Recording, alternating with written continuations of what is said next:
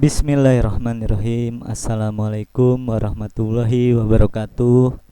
Selamat datang kepada teman-teman semua di kelas belajar menulis dan membaca Al-Quran. Kita perdana ini ya teman-teman di sesi pertama. Sebelumnya sudah saya tulis di grup ya, di grup WA. Bagi teman-teman yang belum masuk di grup WhatsApp-nya, bisa dilihat di deskripsi di video ini. Kita akan memulai belajar menulis dan membaca Al-Quran ya, step by step, mulai dari nol, sama kayak pom bensin ya, mulai dari nol. Bagi teman-teman yang belum bisa menulis Al-Quran, belum bisa membaca Al-Quran, nah bisa kita mulai dari sekarang. Nanti kita akan belajar dari pengenalan hurufnya juga, sampai insya Allah kita mahir untuk menulis Al-Quran dan membaca Al-Quran. Materinya insya Allah nanti berseri dan mungkin agak lama karena kita mulai dari dasar banget. Materinya insya Allah nanti kita akan meliputi keutamaan kita belajar Al-Quran, atau mungkin pengetahuan umum dulu tentang Al-Quran, seperti apa itu Al-Quran, bagaimana Al-Quran itu diturunkan ya dari Allah melalui malaikat Jibril, kemudian disampaikan kepada Rasulullah SAW, Nabi Muhammad SAW, kemudian dihafal oleh Rasulullah, kemudian diajarkan oleh sahabat, kemudian dari sekian banyak sahabat ada yang menulis di tulang-tulang, di daun-daun, di kulit-kulit binatang atau kulit-kulit pohon, karena waktu itu belum ada kertas atau tinta juga belum familiar. Ada sih waktu zaman Firaun sudah ada kertas ya, tinta juga ada, tapi di daerah Mekah itu belum ada, maka ditulis di tulang-tulang, di batu-batu, dan berceceran Al-Quran. Nanti kita akan cerita dan akan jelaskan bagaimana sejarahnya Al-Quran ini menjadi satu bundal buku yang ada sekarang yang sering kita baca. Itu seputar pengetahuan tentang Al-Quran. Kita belajarnya santai saja, tidak usah buru-buru karena waktunya juga sangat panjang. Mungkin waktunya seumur hidup ya, sampai tafsir Al-Quran. Ya nanti kita lihat ya, kita sampai mana. Semoga grup ini penuh berkah ya, karena kita akan mempelajari Al-Quran, yaitu kalam Allah, kalimat-kalimat Allah, suara-suara Allah. Dan juga mudah-mudahan kita terus tetap istiqomah dan semangat. Kemudian nanti setelah itu kita akan pengenalan huruf, karena Al-Quran diturunkan berbahasa Arab ya. Bahasa Arab itu beda dengan bahasa kita. Kalau kita pakai huruf alfabet A, B, C, D, E, F, G sampai Z. Kalau orang-orang Arab pakai huruf, namanya huruf hijaiyah, mulai dari alif, ba, ta, sa, jim sampai ya. Beda lagi dengan orang-orang Cina, orang-orang Jepang, hurufnya huruf kanji ya. Beda lagi dengan orang-orang zaman dahulu, huruf-huruf Ibrani atau India juga beda ya hurufnya. Nah, kita akan mempelajari huruf-huruf Al-Quran, yaitu huruf Arab. Bagi teman-teman yang belum mengerti sama sekali, insya Allah kalau mengikuti ini insya Allah bisa ya. Terus kemudian kita juga akan belajar. Nah, ini yang paling penting dan utama, bagaimana caranya kita menulis Al-Qur'an. Biasanya kan kita hanya bisa membaca ya. Kita hanya bisa membaca, belum tentu bisa menulis. Tapi kalau orang sudah bisa menulis, sudah pasti insya Allah bisa membaca. Orang membaca belum tentu bisa menulis, dan orang yang menulis insya Allah pasti bisa membaca.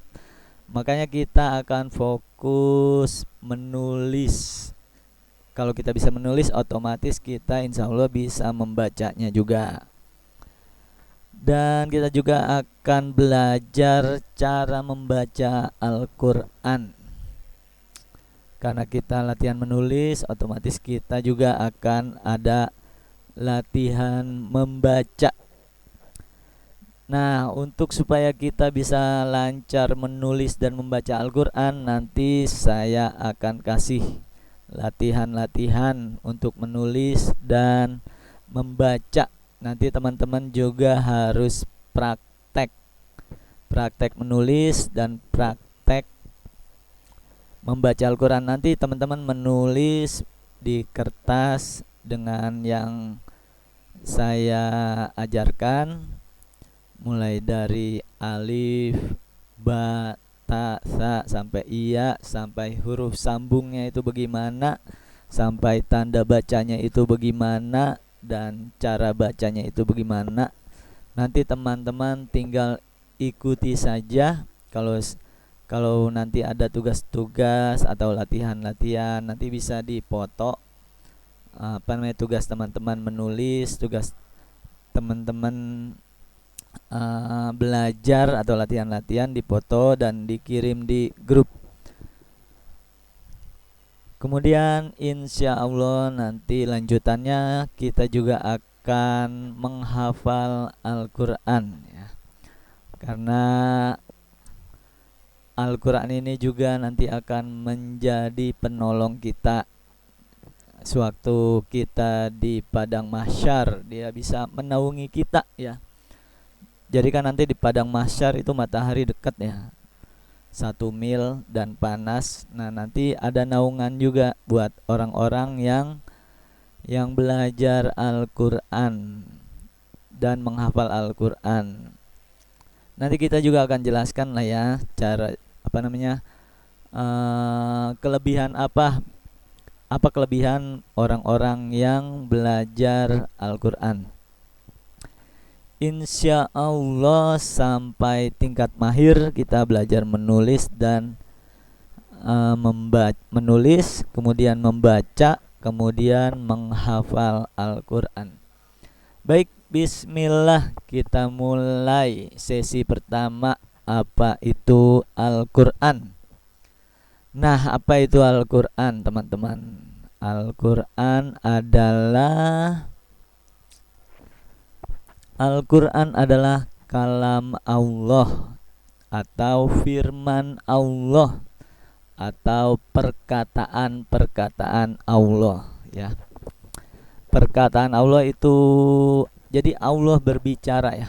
Allah berbicara kemudian ditulis.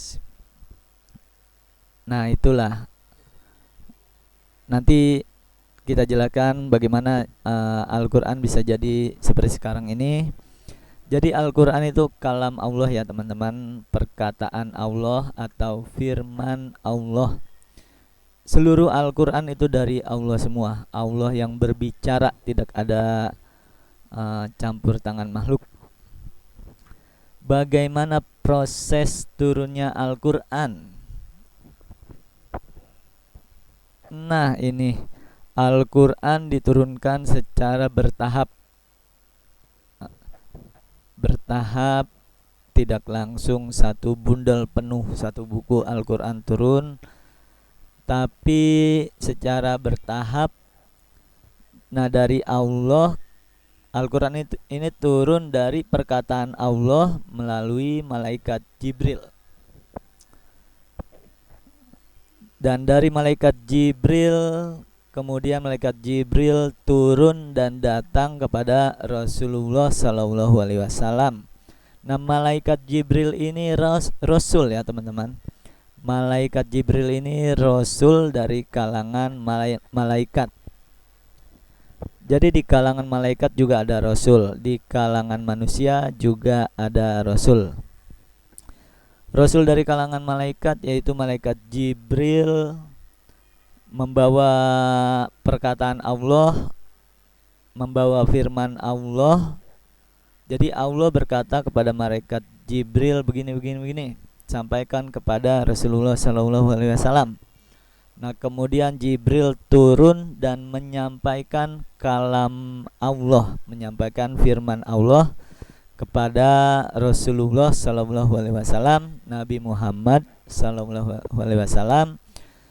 Terus dia menyampaikan perkataan Allah, kemudian Nabi Muhammad Shallallahu Alaihi Wasallam menghafal. Nah, ini Nabi Muhammad ini sebagai rasul ya teman-teman.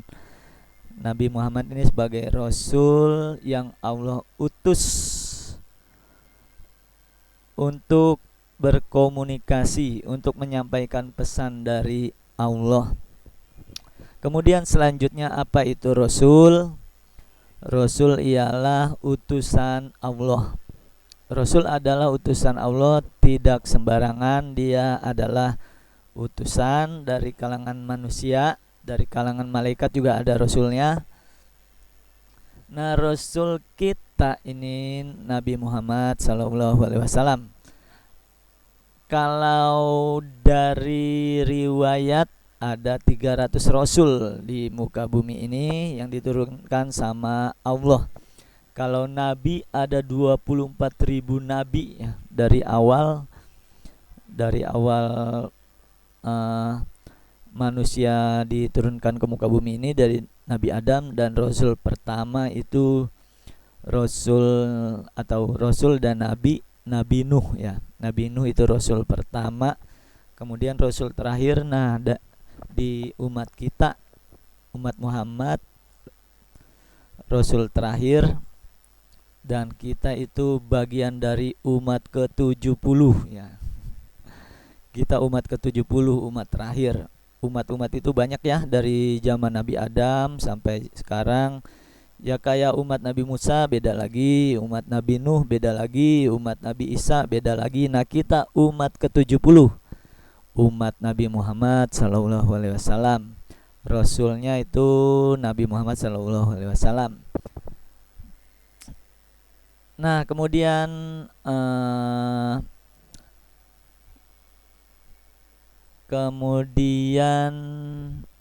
sejak kapan Al-Quran mulai tercatat atau dicatat?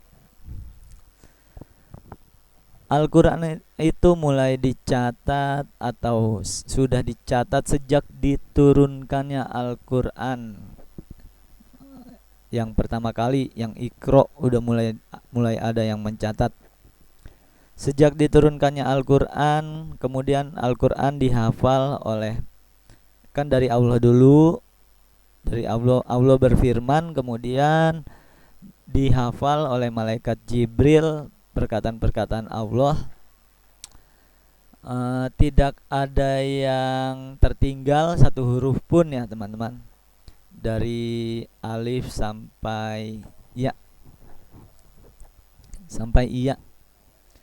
Semua dihafal malaikat Jibril. Kemudian malaikat Jibril turun kepada Rasulullah Sallallahu Alaihi Wasallam. Kemudian Rasulullah Sallallahu Alaihi Wasallam menghafal perkataan Allah melalui malaikat Jibril. Rasulullah itu tidak bisa baca dan tidak bisa tulis ya teman-teman. Rasulullah itu tidak bisa membaca dan tidak bisa menulis, makanya Rasulullah menghafal. Kenapa Rasulullah tidak bisa membaca dan tidak bisa menulis?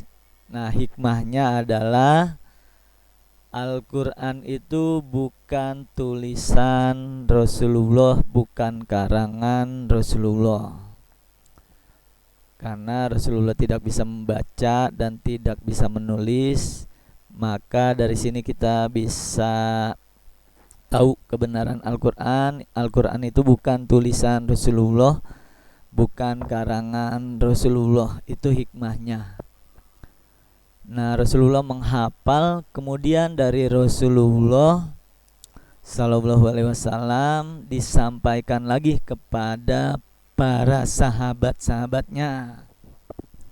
Nah, kemudian dari sahabat-sahabat Rasulullah ini ada yang bisa baca dan bisa tulis.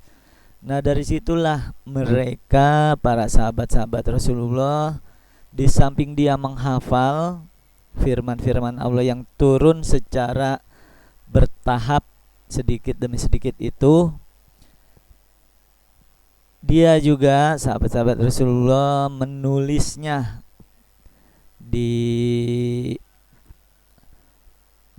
tulang-tulang, ada kulit di kulit-kulit, nanti kita jelaskan lah ya. Kemudian sahabat Rasulullah menulisnya, yang bisa baca dan bisa tulis menulis. Nah, Al-Quran itu sudah tercatat di awal-awal langsung. Nah, ini sahabat-sahabat Rasulullah ada yang menulisnya di tulang-tulang, kemudian ada di batu-batu. Ini yang bisa menulis ya. Yang tidak bisa menulis, sahabat-sahabat hanya menghafal. Nah, menulisnya juga di kulit-kulit hewan, kulit-kulit pohon, pohon itu dilebarin, batangnya itu, kemudian dijadikan seperti kertas-kertas gitu ya.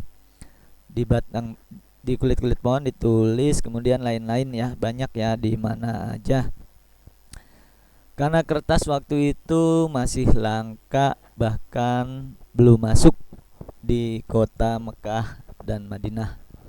Nah, sesudah kertas masuk atau kertas ada, tinta sudah ada, baru sahabat-sahabat menulis di kertas dan tinta-tinta itu setelah Rasulullah SAW meninggal.